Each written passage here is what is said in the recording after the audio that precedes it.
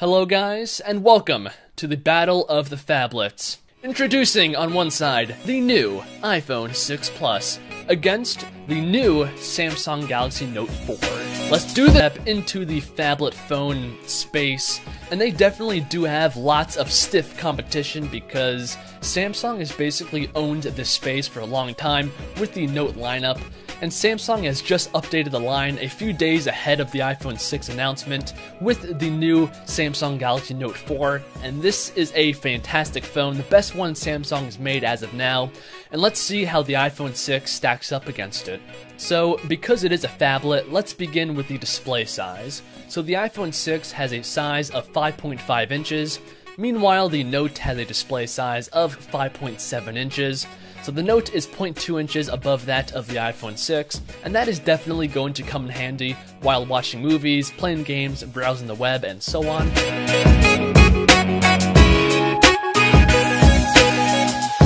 But now let's move on to the resolution of these phones. So the iPhone 6 has a panel that is 1920 by 1080p, giving it a pixel density of 401, which is definitely not bad.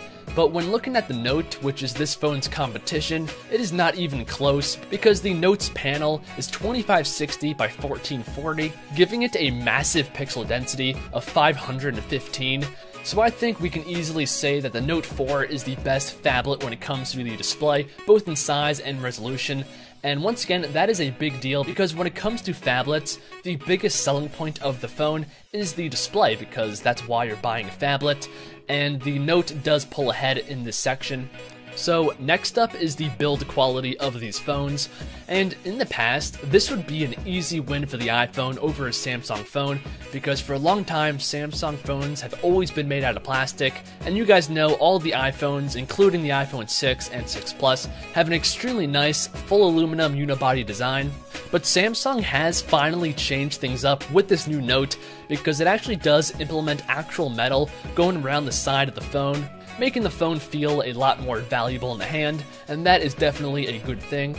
Although the back of the Note still is that fake leather plastic design, meanwhile the iPhone 6 is a complete aluminum body, but the plastic back does have some advantages because one, you can replace the battery unit, and it also gives you access to the expandable SD card on the inside, allowing you to expand the storage on the phone up to 128 gigabytes, and none of this can be found on the iPhone 6. So when it comes to the build quality, I'm going to have to say that this is a tie because yes, the iPhone 6 does have the full aluminum body, but the Note does implement metal on the sides, and it does give you full access to the inside of the phone, allowing you, like I said, to take out the battery, expand the storage on the phone, and so on. And that's why I'm saying that it is a tie when it comes to the build of these phones. So next up is the camera unit on these phones. So the iPhone 6 has a new 8 megapixel camera on the back that goes down to f2.2, and it does implement a new sensor behind the glass that should give you, combined with the new Apple A8 chip, good looking photos. When it comes to video functionality, it can film in 1920 by 1080p, it's a full 1080p video, and that is at 60 frames a second, which is definitely good. It can also do slow motion 720p video at 240 frames a second, allowing you to have extremely slow motion video.